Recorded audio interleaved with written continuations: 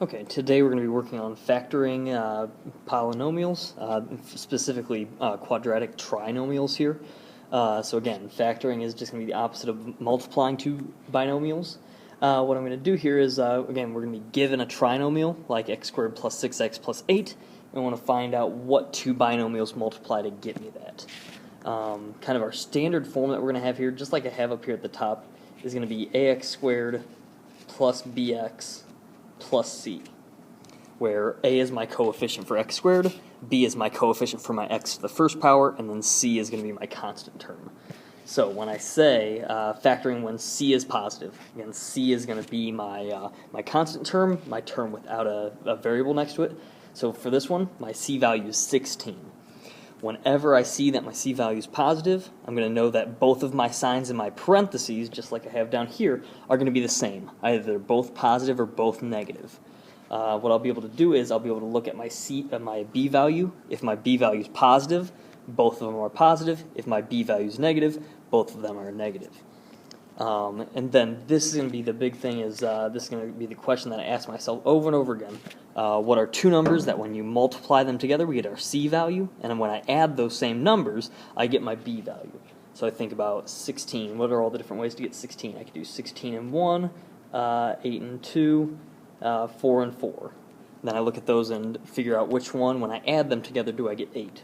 4 and 4 is the only combination that works. And so that would be my answer in factored form. So, same thing over here. So, just like I said, I'm going to make two sets of parentheses here. Again, I look at my c value. I see that it's a positive number, so I know both my signs are going to be the same. They're going to be either both positive or both negative. I look over here at my b value. My b value is negative, and so I'm going to have them both be subtraction signs. Once I get there, then I think of all the different ways to multiply to get 10. 10 and 1, and 5 and 2. Which way, when I add them together, do I get 11? It'll be 10 and 1.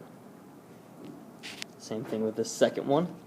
Again, I'm still going to do just an x in my beginning.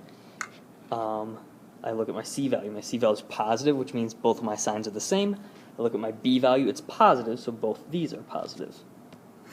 Think about all the different ways to get 12. 12 times 1, 6 times 2, 4 times 3. The only way that adds up to 8 would be 6 and 2. And then the last one here,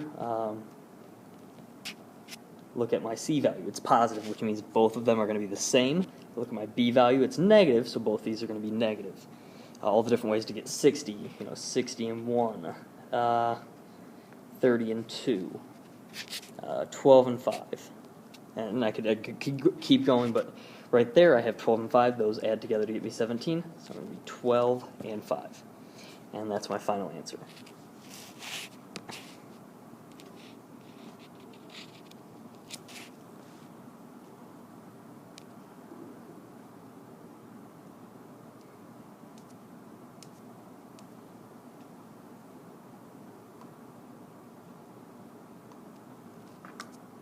Oops.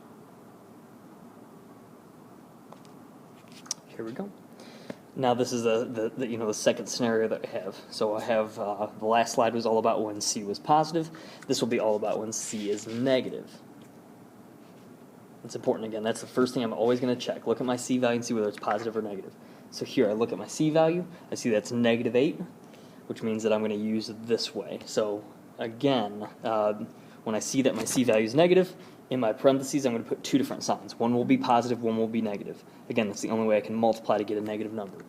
Then I think to myself, two numbers that when I multiply them, I get my c value, and when I add these together, again, they're different signs, so I'm going to think about it as when the difference of the two numbers that I choose is equal to 2.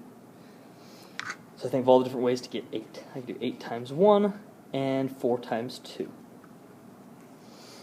So I think to myself, which one, since they're different signs, are going to, when I subtract them, am I going to get 2? So 4 and 2, when the difference between those two numbers is 2, then the trick is which one's positive, which one's negative. If my sign here is negative, the bigger number will be negative. So this 4 is going to be negative, this 2 is going to be positive. Again, I can double check. 2 times negative 4 gives me negative 8. 2 plus negative 4 gives me negative 2. It works. Same thing down here. Again, I'm going to have my x's. I look at my c value. I see that's negative 48, which means they're different signs. Think of all the different ways to get 48. You'll get a little quicker as you practice. 6 times 8 gives me 48, and I think about that, and it has a difference of 2. This is a negative 2, and so the bigger number has to be the negative number. So it's going to be a negative 8 and a positive 6. 6 plus negative 8 gives me negative 48, 6 times negative 8 gives me negative 48, and 6 plus negative 8 gives me negative 2. Same thing here. See, my c value is negative 12, which means these are going to be different signs. And then I look over here, and I know that the difference has to be 4. So I think about 12 and 1, 6 and 2. 6 times 2. They have a difference of 4, and so this is a positive 4, which means that the bigger number has to be positive. So 6 and 2. And then the last one, look at my c value. It's negative, so they both have to be different signs. Think of all the different ways I can get 18, 9 and 2, 6 and 3. Again, I want the difference to be 3. And so 6 and 3 have a difference of 3. This is a positive 3, which means the bigger number has to be positive. The smaller number is negative. And there you go.